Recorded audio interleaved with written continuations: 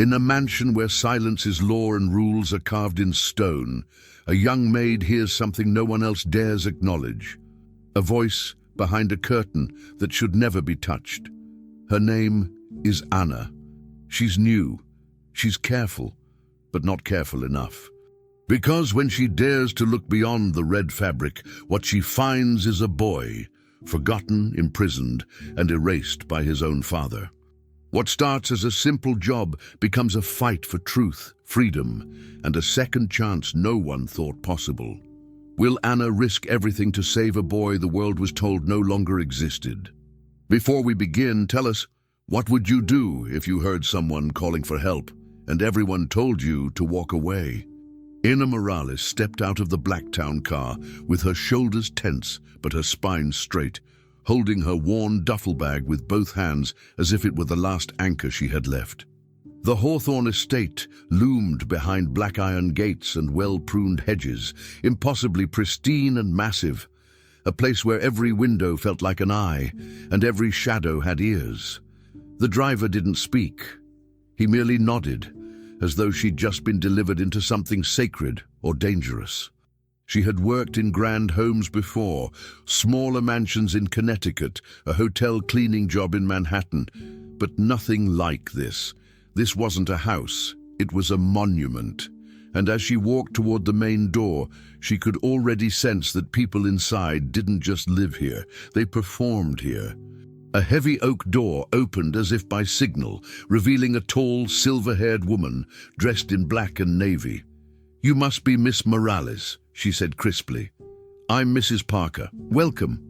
Anna offered her best polite smile. Her English was strong, but her accent lingered. "Thank you for having me." "Let's be clear," Mrs. Parker said not unkindly. "You were hired because you come highly recommended and because you were available. But this house has rules. It only works when people follow them." The tour began without delay. Mrs. Parker moved through the house like a conductor guiding an orchestra no one could see. She didn't speak unless necessary, and Anna followed with quiet footsteps, noting how the other staff, a cook named Florence, a gardener named Cal, and a butler she didn't catch the name of, all seemed to disappear the moment they were done with their tasks. No one lingered. No one chatted. Anna was shown her schedule. 6 days a week, 1 afternoon off, no personal visitors. Her quarters were located in the east side, near the kitchens. The instructions were exacting but not unfamiliar. Yet as they approached the rear hall, something shifted. The air felt heavier somehow, not physically but atmospherically, as though the walls knew secrets they weren't willing to share. That's when she saw it. A long velvet curtain stretched across a grand archway, crimson, unmoving, not merely decorative. This was a barrier. "Mrs." Parker stopped, eyes narrowing slightly, voice lowering a degree. "3 rules," she said, folding her hands neatly in front of her. "You are not to cross this curtain. Behind it is the West Wing. You are not to speak to the guest, should you ever see him, though I assure you you won't. And under no circumstance are you to open room 13. Anna's face didn't betray her confusion, but something inside her shifted. Guest, singular, she almost asked. But something about the deliberate coldness in Mrs. Parker's tone, the way her fingers curled tighter after saying room 13, told her it wouldn't be welcomed. So she nodded once, silently filing it away with the other oddities she'd been collecting since the moment she stepped through the gate. The rest of the house was curated perfection. Antique rugs, crystal chandeliers, hallways lit in soft gold that revealed nothing but wealth and silence. Jonathan Hawthorne himself had not appeared. "Mr. Hawthorne values privacy," Mrs. Parker offered, as if reading her thoughts. "He trusts his staff implicitly. That trust is a privilege. If you're wise, you'll guard it." The tour ended with a key, a digital badge, and a paper-thin contract that Anna signed at the marble-topped kitchen counter. The entire process had taken under an hour. "You'll start tomorrow," Mrs. Parker said. "Tonight you may rest." She turned and left without ceremony. Inda looked down at her own name printed in precise ink on the badge. The letters felt too clean, too final, like her new life had already begun. And somewhere deep down, she wasn't sure she'd agreed to all of it. Her room was plain but warm. A simple bed, a small wardrobe and a desk with a single drawer. Anna unpacked slowly, folding each item of clothing with almost ceremonial care. Not because she was particular, but because routine calmed her. It had been 6 months since her mother's passing. 4 months since she'd been evicted from the apartment in Jackson Heights. 3 since the job in Brooklyn fell through. This was the last place that had returned her call. The woman who recommended her, an old friend of her mother's, had warned her that the Hawthorns were particular, private, but wealthy, generous even. "If you do what they ask," the woman had said over the phone, "you'll be safe there. Just don't go digging where you're not invited." Anna had thought she understood. She wasn't here to dig. She was here to clean, earn, and disappear. That was the plan. As she slipped into a borrowed set of flannel pajamas and pulled the covers over herself, her eyes lingered on the digital clock glowing on the bedside table. 11:49 p.m. The curtain returned to her mind like a breath she hadn't exhaled. She had seen it for only seconds, but it felt longer, red, heavy, the way it hung like it didn't belong to this century. The kind of thing you might find in a cathedral or an old opera house, not a private home. And yet, the instructions were clear. Never cross it. Never speak to the guest. Never open room 13. What kind of house had a room that needed rules like that? Anna tried not to think about it. She turned on her side, tugged the blanket higher, and told herself to sleep. She had work in the morning, the kind of work that didn't allow for imagination or mystery. Floors to polish, linen to iron, toilets to scrub. That was what she had come here to do, that was all, nothing more. But her eyes refused to close fully. Her ears, even more stubborn, kept listening. For what, she didn't know, until she heard it. Soft, deliberate, a single tap, then another. Like knuckles grazing wood, faint, rhythmic, somewhere behind the wall. Anna sat up slowly, not breathing.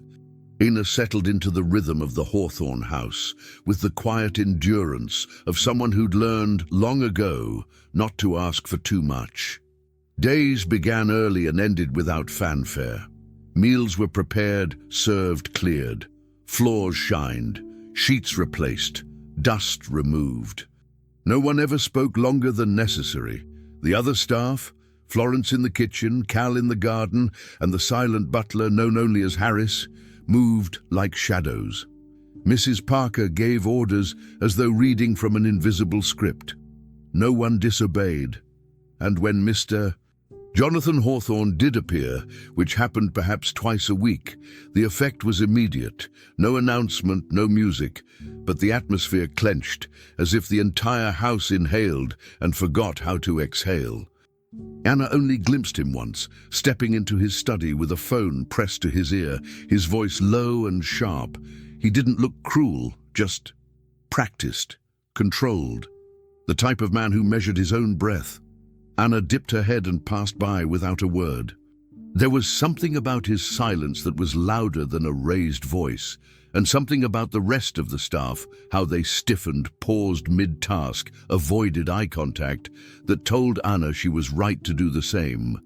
Still, it wasn't Jonathan's presence that unnerved her. It was what happened when he was gone, when the house returned to its quiet routines and the West Wing remained closed behind that thick velvet curtain. At first Anna thought she was imagining it, the low hum of footsteps, so soft they might have been her own heartbeat. A shuffle, a dragging sound, always from the same part of the house. Once, she paused in the hallway near the curtain and listened. There it was. Not footsteps now, but the unmistakable rhythm of pacing. 5 steps, turn, 5 steps, turn. Sometimes it stopped abruptly, like someone standing still listening back.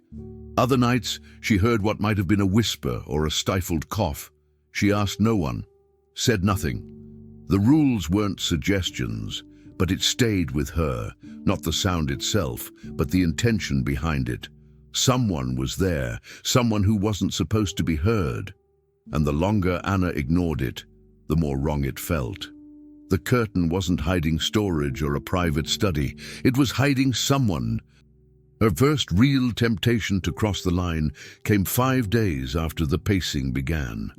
Anna had just finished wiping down the staircase railing when she saw a sliver of light under the curtain. It wasn't strong, just a soft glow, like from a desk lamp. No one else noticed. Florence was busy in the pantry, and Mrs. Parker had gone to town. Anna took a step closer, just one, enough to hear something that wasn't pacing or whispering. It was music, a piano, faint, faltering, like someone playing the same few notes, unsure whether to finish the song or abandon it. The melody stopped when she exhaled. She froze, waited. Nothing.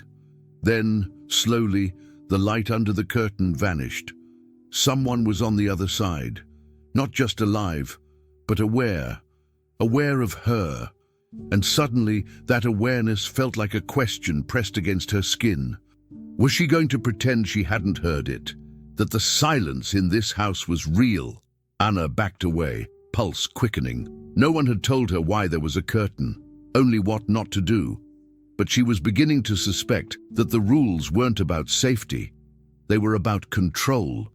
She thought about asking Mrs. Parker, but something in the older woman's eyes warned her that the answer would only lead to regret. So instead, Anna kept her questions locked behind her teeth. But she began to change small things. She started wiping down the banister slower when passing the curtain, staying in the hallway a few extra seconds. She began leaving the bucket and rags nearby, walking away, then returning, checking, perhaps subconsciously, if the sound returned when she did. Sometimes it did. Other times it was dead quiet, but never long enough for her to forget.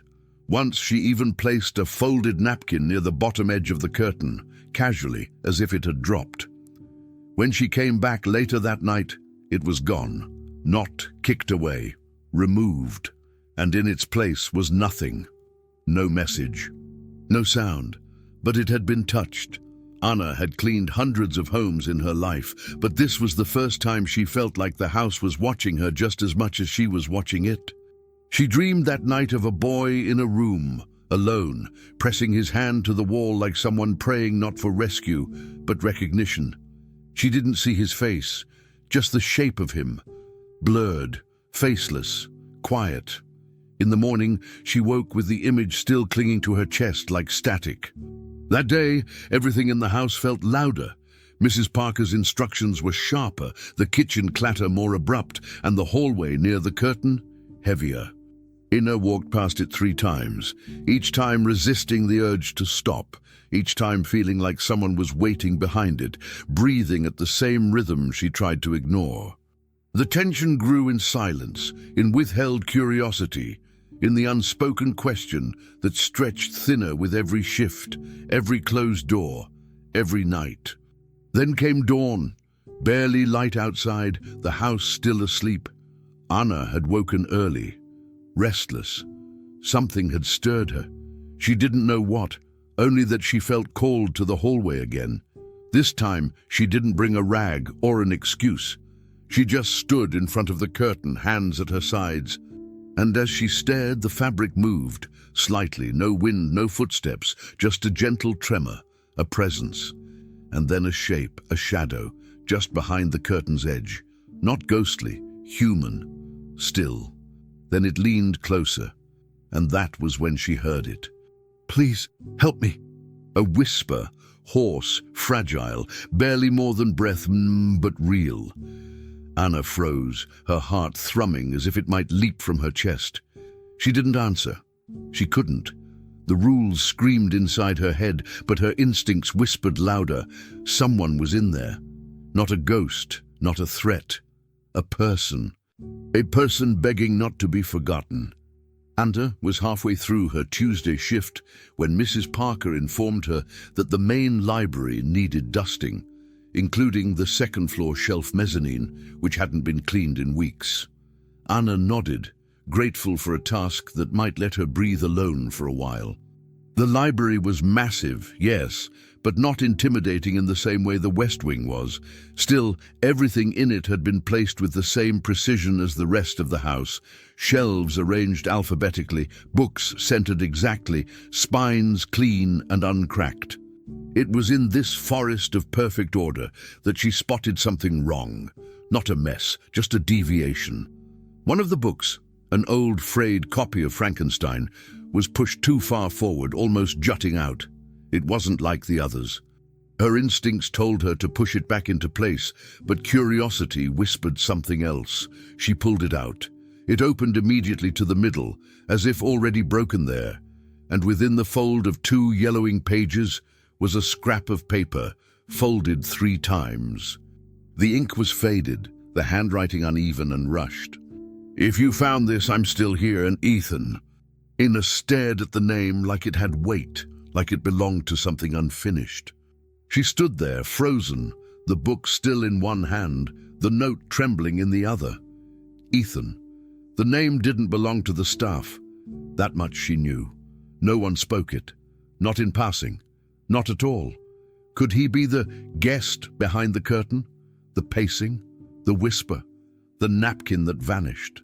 It all came crashing together in her head, 1,000 puzzle pieces rearranging in seconds. She tucked the note back inside the book and shelved it precisely where it had been.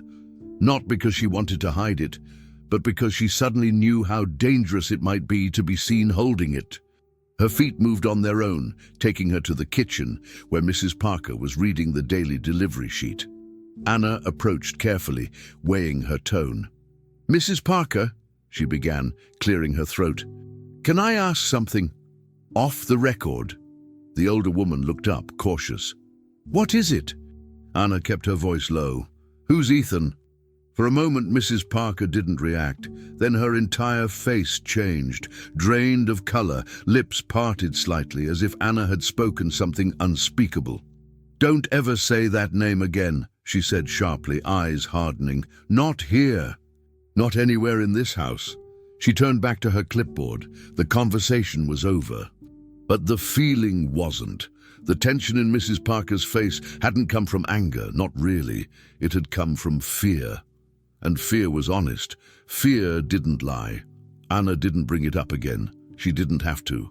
Ethan had already taken root in her thoughts, in her skin, in every unanswered question she hadn't dared to ask before.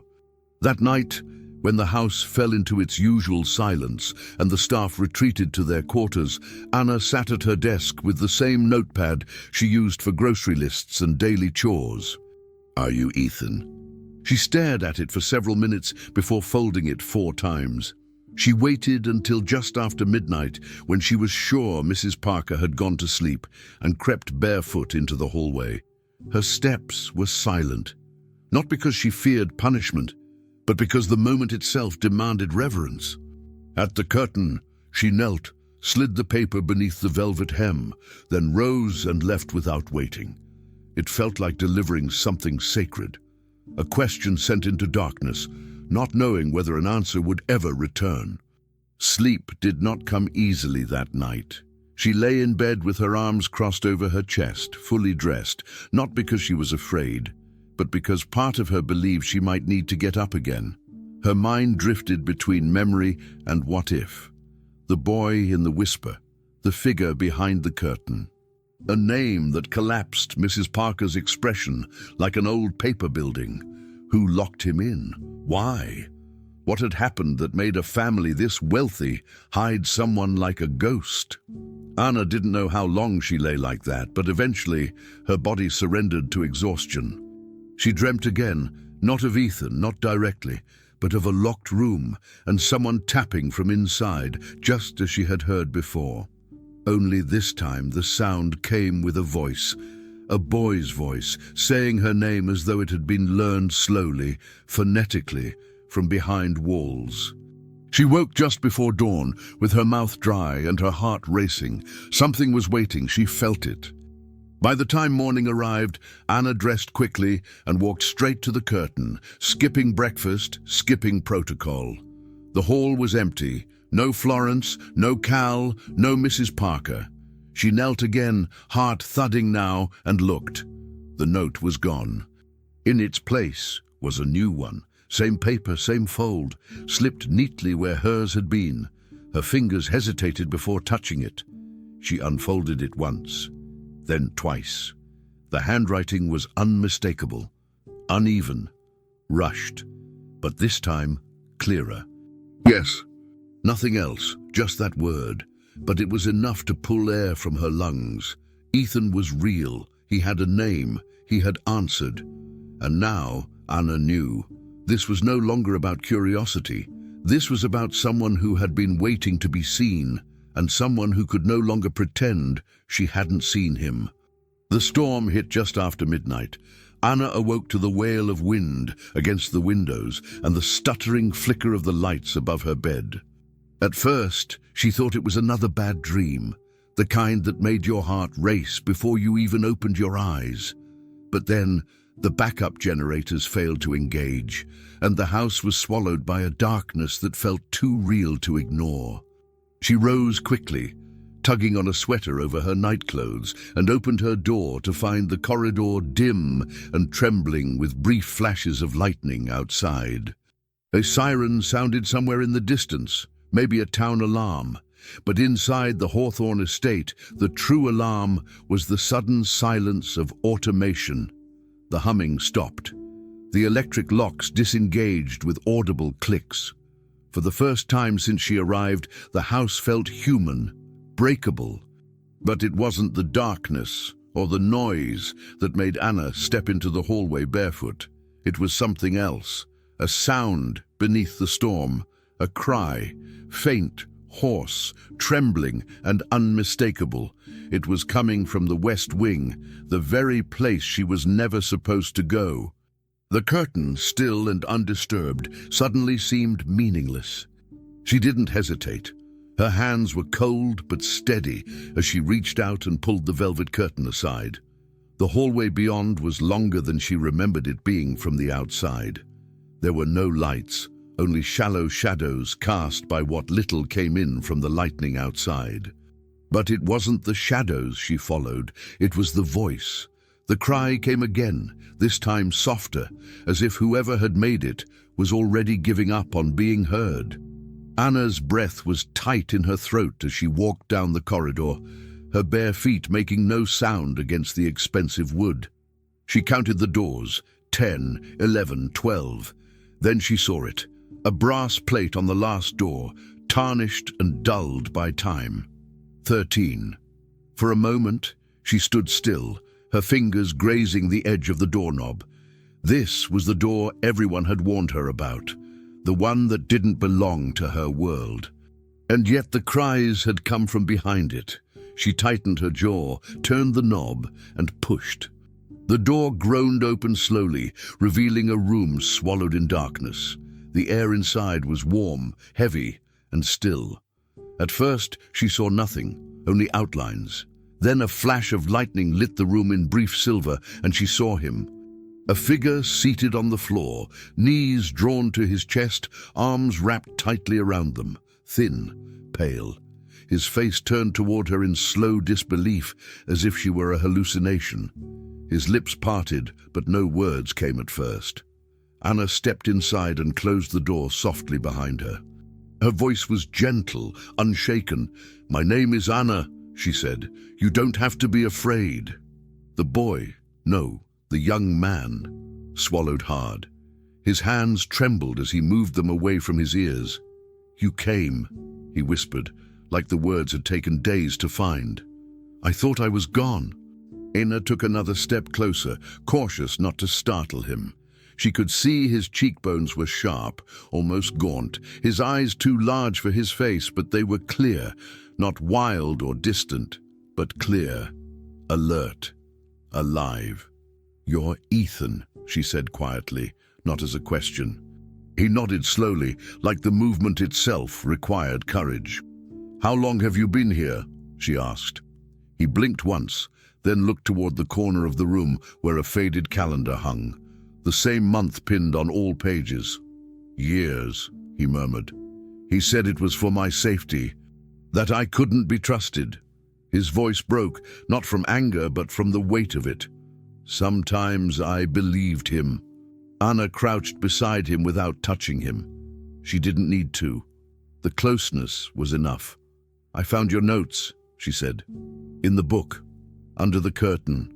His eyes welled up at that, as if those little messages had been bottles tossed into an ocean, and she was the first person who had ever found one. For a long moment, neither of them spoke. Ethan's breathing evened out, and Anna could feel the silence turning from fear into something quieter, not quite peace, but no longer despair. Then she noticed something. The room wasn't just a prison. It was lived in. There were books, a cot, a small desk. Someone had made sure he had food, supplies, clothing, but it was still a cage, the kind that doesn't need bars, only locked doors, and enough time to make you doubt yourself. "You're not forgotten," Anna said softly. "I don't care what they told you." Ethan looked down, shaking his head slightly. "He doesn't come anymore. My father. He used to check in, then stopped, said the cameras were enough." Anna clenched her fists, forcing her voice to remain steady. "You're not a secret anymore." She wasn't sure if that was a promise or a threat. Maybe both. But Ethan's eyes finally met hers with something that looked almost like hope. She didn't ask him what came next. She didn't make plans. There were too many things she didn't understand yet. Too many lies still holding up the walls of this house. But in that moment, none of that mattered. What mattered was that she had opened the door that wasn't supposed to be opened and found someone who had stopped believing that anyone ever would. Ethan didn't cry. He didn't fall into her arms. He simply exhaled, like someone who hadn't taken a full breath in years. "You came," he said again, and this time it wasn't disbelief, it was quiet gratitude. Anna nodded, steady. "Yes, and I'm not leaving you here." But in her chest, her heart had already begun to pound faster, because whatever line she had crossed, she knew she could never step back from it. And behind her, the storm continued, unaware that something far more dangerous had just begun inside the walls of the Hawthorne estate. It was Ethan Hawthorne, the son no one mentioned, locked away by his own father.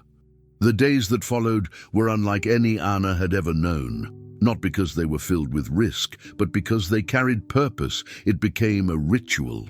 At night, once the kitchen had been cleaned and Mrs.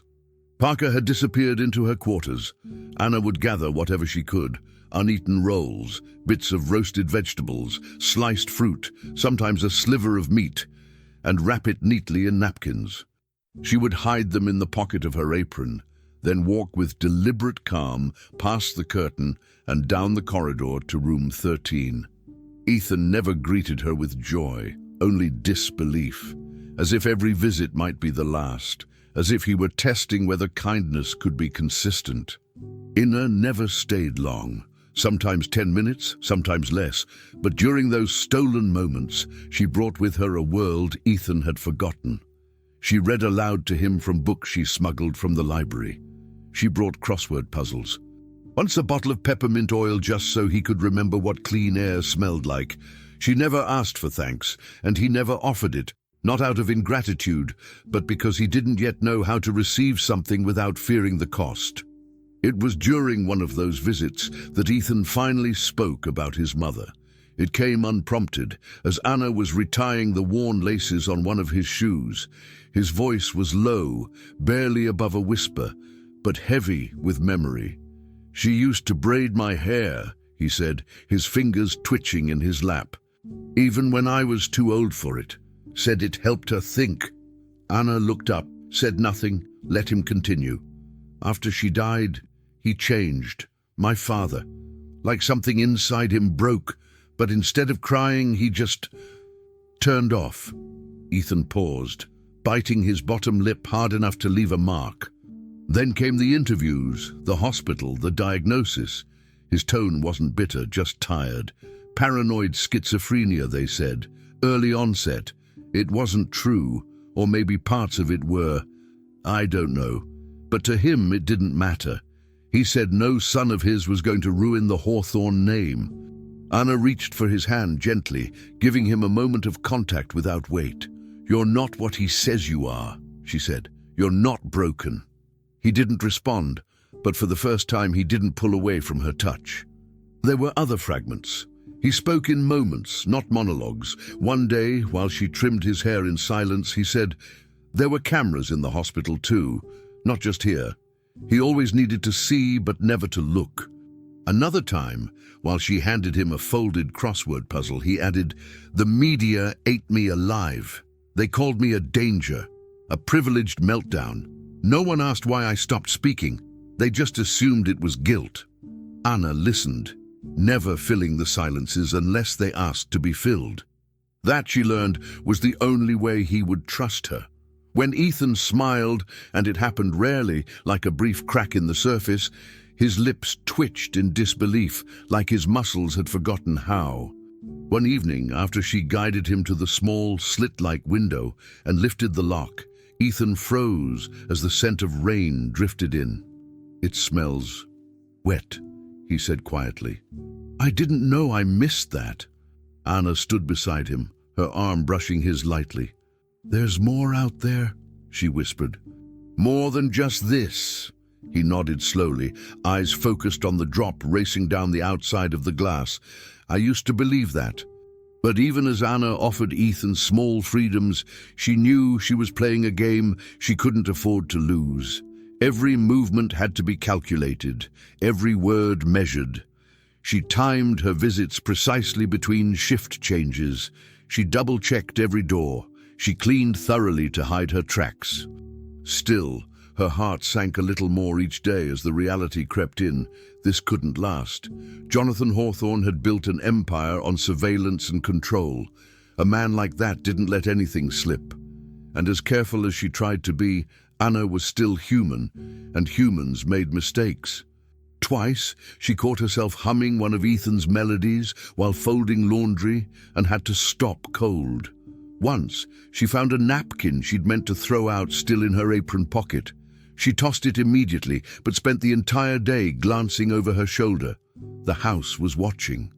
Not the walls, not the cameras, but the legacy itself, the weight of silence, of reputation, of power disguised as protection. She didn't know how long she could keep lying to a man who had eyes in every room. And then, something shifted. Mrs. Parker began acting differently, not dramatically, just subtly. She no longer left the kitchen right after dinner, but lingered. Once, Anna caught her near the East Wing staircase, staring at the hallway, as if trying to remember something she'd forgotten. The next day, the pantry inventory was double-checked, twice, though no food was missing. On Thursday, Anna found a set of towels in the laundry bin she hadn't washed or used. It was enough, too much. Anna knew the margin was thinning, one mistake, one irregularity, and Jonathan would know. Because the cameras never truly slept, because this house didn't forgive deviations, and because Jonathan Hawthorne had spent a lifetime engineering a world where nothing unexpected could survive. That night, Anna stood in front of the curtain longer than usual, her hand resting against the velvet fold. She didn't go in. She didn't need to. Ethan was already waiting, but Anna was beginning to understand something terrifying.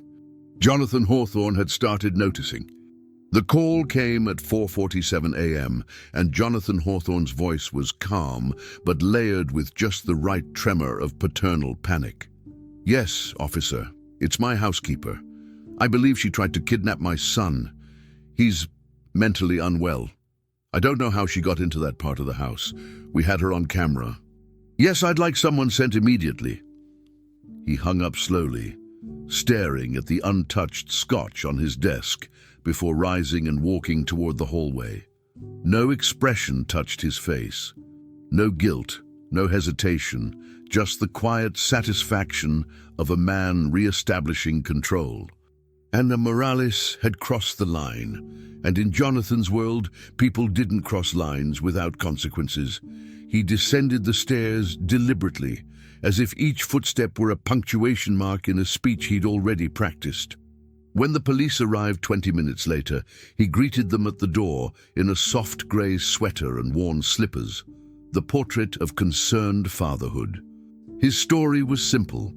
A rogue housekeeper had taken advantage of proximity and trust. She had manipulated a vulnerable young man, destabilized the home, and needed to be removed. "It's a tragedy," he murmured to the officer, "but she left me no choice." Inna was still half asleep when the knock came, hard, rushed, unfamiliar.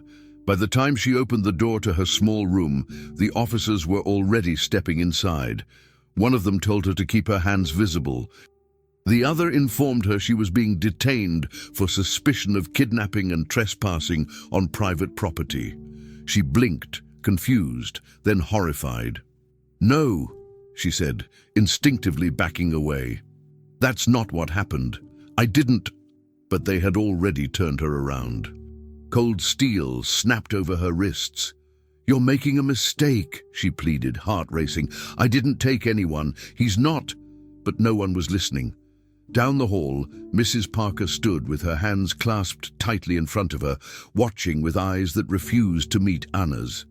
Her mouth opened once, as if to say something, but nothing came. Jonathan was nowhere to be seen.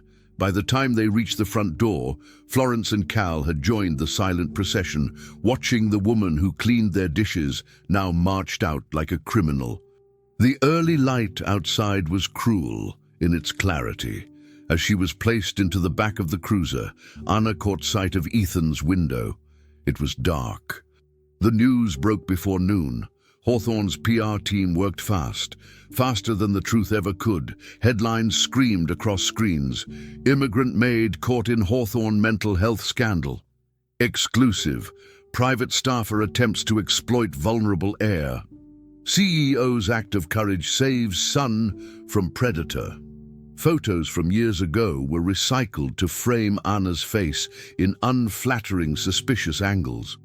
A blurry image of her in handcuffs was posted on social media by a neighbor's security cam. The caption read, "Knew something was off about that one."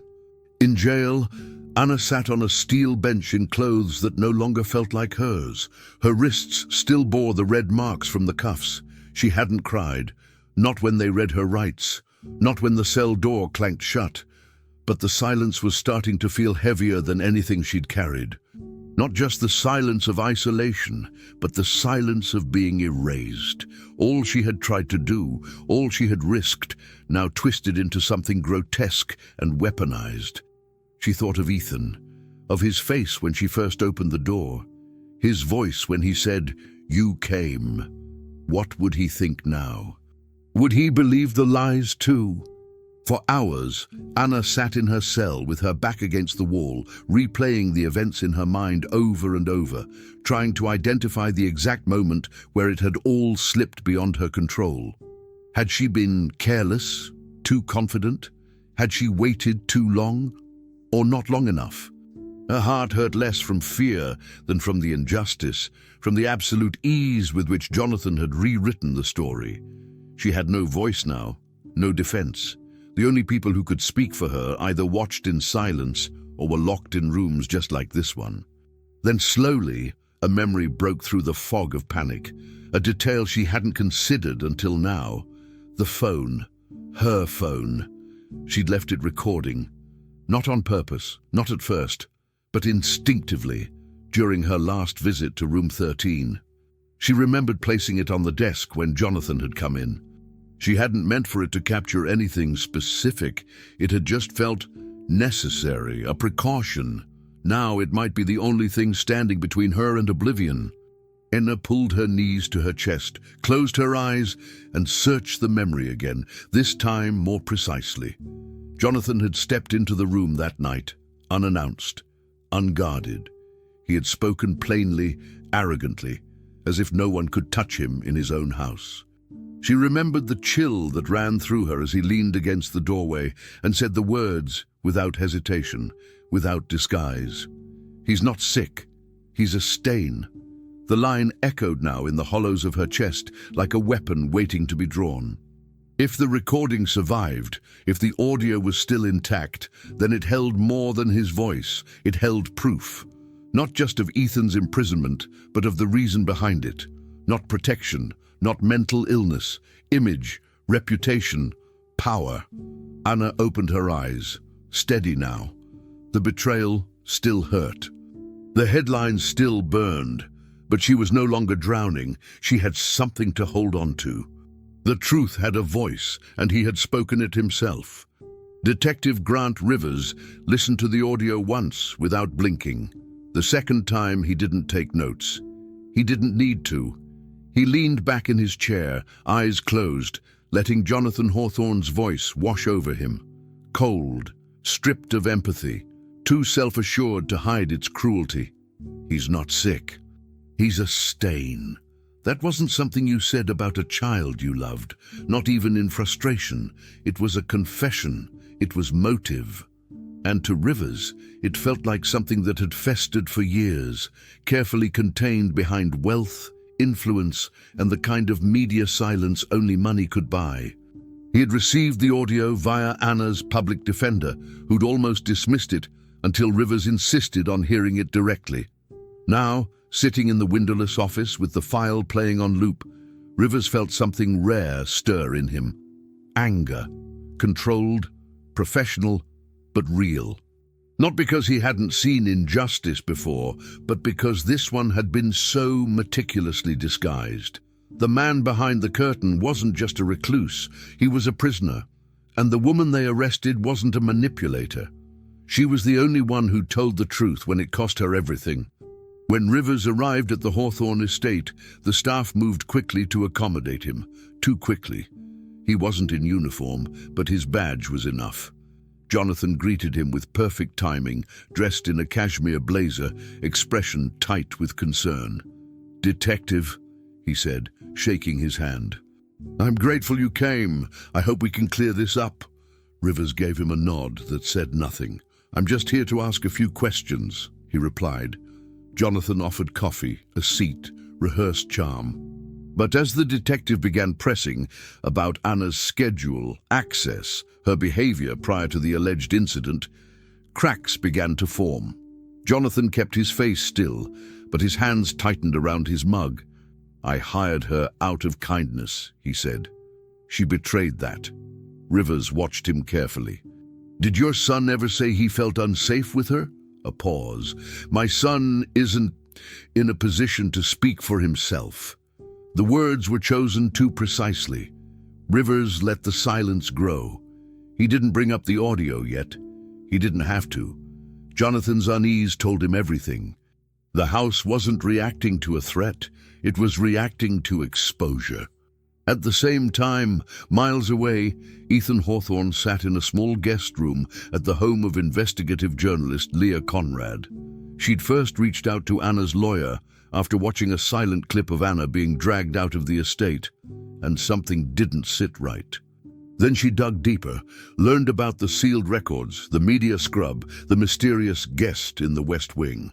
When Anna's recording surfaced, Leah didn't hesitate. She arranged a meeting with Ethan, helped him leave the estate under the pretext of medical evaluation. Technically not illegal, thanks to a court loophole, and Ethan being over 18. He was thin, hesitant, and flinched at loud sounds, but he looked her in the eye. That was enough. Now, he sat in front of her camera, shoulders trembling as she adjusted the angle. "Whenever you're ready," she said softly. Ethan nodded once. Then he began. "My name is Ethan Hawthorne. I've lived in isolation for I don't know how long. My father told the world I was dangerous. I'm not. I was just inconvenient." His voice cracked, but he didn't stop. "My father builds robots that can mimic empathy. He just never learned it himself." The footage wasn't flashy. No dramatic edits, no music, just a young man in a plain shirt, sitting with hands folded in his lap, speaking the kind of truth that was too raw to be performed. Leah uploaded the video without delay. She added a short caption. The boy behind the curtain speaks. Within minutes, it began spreading, first through niche journalism accounts, then mental health advocates, then wider. People who had seen Anna's arrest and dismissed her as another headline now watched, transfixed. Ethan didn't cry. He didn't scream. He didn't accuse.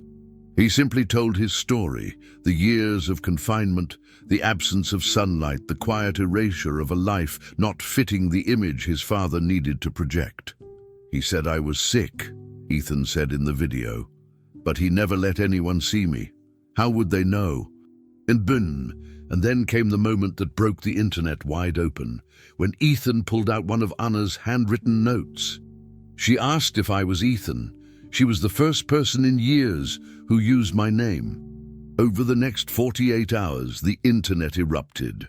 Comment sections filled with outrage. Celebrities retweeted the video. Mental health organizations issued statements. Hashtags trended. Chuck Free Ethan. Justice for Anna. Behind the curtain. The red curtain itself, once a symbol of secrecy and division, became an icon. Artists drew it, pulled open. Activists turned it into a banner. Some called it the modern-day velvet prison. Ethan's story was dissected, praised, questioned, believed, but never ignored. News anchors debated whether Jonathan Hawthorne's actions were illegal, unethical, or both. Ethan didn't watch the coverage. He didn't need to.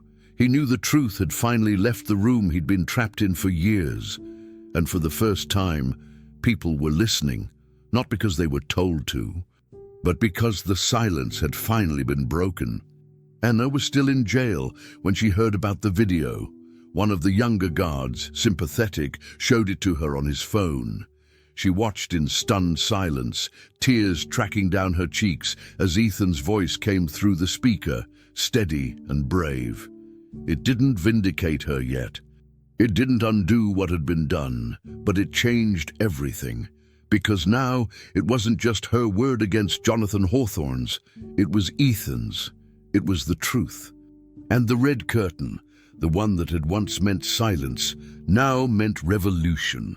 The collapse of Jonathan Hawthorne's empire wasn't sudden, but it was complete. It began with headlines, then press conferences from lawyers, then subpoenas. For years, Jonathan had curated the illusion of perfection, an empire rooted in innovation, philanthropy, and control. But the illusion couldn't withstand truth, spoken plainly by the son he tried to erase. Investors pulled out, board members resigned. His company's value plummeted as former employees came forward with stories of intimidation and manipulation, not just in the home, but in the boardroom. Then came the legal charges: unlawful imprisonment, obstruction of justice, falsifying mental health evaluations, and abuse of power. One by one, the walls that once protected him crumbled. The media, once on his payroll, now turned on him with vicious precision. Hawthorne Robotics was dissolved in a merger he didn't attend. His name, once spoken with reverence in tech circles, now evoked disgust. But perhaps the most symbolic blow came quietly, when court officers, escorted by social workers and mental health advocates, entered the mansion and unlocked the door to the West Wing. Room 13. The red curtain, untouched for years, was parted by strangers. And from that hallway, Ethan walked out. Anna was waiting for him. He didn't look back. Ethan didn't speak during the ride. He didn't need to. Anna held his hand once, and he held back. That was enough. No one knew what came next. There were no contracts, no formal guardianship, just trust, slowly rebuilt. Months passed. The world moved on, as it always does, but for Ethan and Anna, time didn't rush anymore. They settled in a quiet coal town 2 states away, where no one knew the name Hawthorne, and no one cared what had happened in the Hamptons. Anna found work at a community center that helped individuals transitioning out of psychiatric care and social displacement. She didn't tell them her full story. She didn't have to. Her calm, her intuition, the way she listened, It spoke for her. Ethan began volunteering there a few weeks later. He rarely spoke to the other clients, but he painted, sometimes abstract colors, sometimes shapes that hinted at faces or rooms. There were days he didn't say a word, and others where he hummed the same three-note melody over and over, eyes closed. And when Anna passed by, he always paused, just for a second, acknowledging her like someone anchoring himself to shore. One evening, as the center was closing, Ethan waited for Anna by the door. He held something wrapped in brown paper, his fingers twitching slightly as if reconsidering the gesture. Anna approached him slowly, sensing the weight in his silence. "For me?" she asked softly. He nodded, not quite meeting her eyes. She unwrapped the package carefully. Inside was a canvas, small and square. The painting was simple but immediate, a red curtain, torn straight down the middle. And behind it, golden light pouring through, abstract and warm, like a sunrise trapped on the other side of fear. Her hand flew to her mouth before she could stop it. The image said everything. It was the moment her life had changed, the moment his had restarted. She traced the brush strokes with her fingers, recognizing the uneven pressure where his hand had shaken. "It's beautiful," she whispered, her voice breaking. Ethan didn't reply right away. Instead, he stepped closer, took a breath, and pointed to the bottom of the painting, where one small, shaky line of paint had been carefully written, barely legible, almost hidden in the texture. It read, "You open the door." Ina's eyes welled, but the tears didn't fall in grief. They were the kind that belonged only to survivors, not of war, but of isolation, of silence, of being told they were less, only to find they had always been more than anyone dared admit. She looked at Ethan then, really looked, not at the haunted boy from the mansion, but at the young man who had chosen to speak when he could have stayed silent. "Thank you," she said, because there were no better words. He smiled, tentative but real. That smile, more than the painting, more than any vindication, was the miracle she hadn't known she was waiting for. They didn't talk about Jonathan anymore. There was no point. The past didn't require their attention. What mattered now was this: the quiet work of healing, of living in a world they were building 1 hour at a time. Anna hung the painting in her small office. Visitors often asked about it, about the red curtain and the sunlight. She always told them it was a gift. She never told them from whom. In the months that followed, Ethan began to speak more openly. He joined one of the recovery groups Anna co-facilitated, first as a silent presence, then with the occasional nod, then with full sentences. He didn't share the full story, not yet. But the others respected that. They recognized the quiet dignity of someone still choosing what to reclaim. One day, a man in the group asked him what he painted most. Ethan paused for a moment, then answered, "Rooms that opened when they weren't supposed to." The group laughed softly, unsure whether it was a joke or a confession. Anna, seated at the edge of the room, smiled and said nothing. That night, as they walked home, Ethan told her he was thinking of applying to art school. "Not now," he clarified. "Later, but maybe." Anna nodded. "Whenever you're ready." He looked at her then, no curtain between them, no door. Just two people walking the same direction, no longer trapped by the house that once taught them to be afraid of their own voices. In that small, cold town, no one whispered their names with pity or curiosity. There were no headlines, no cameras, no reminders of the empire that fell. Only people, stitched together by time and trust, doing the quiet work of rebuilding. Ethan kept painting. Anna kept showing up.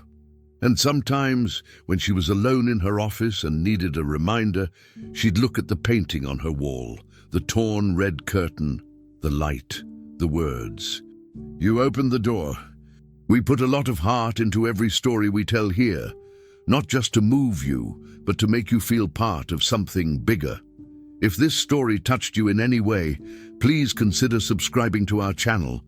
It helps us keep creating more true, powerful stories like this one." We're not just a channel. We're a growing community of people who believe in truth, compassion, and second chances. Your support means the world to us. Don't forget to leave a comment below. We truly read everyone. What part of this story stayed with you the most? And if you haven't yet, take a look at our other videos. There's always something here that speaks to the heart. Thank you for being with us. And until next time, take care.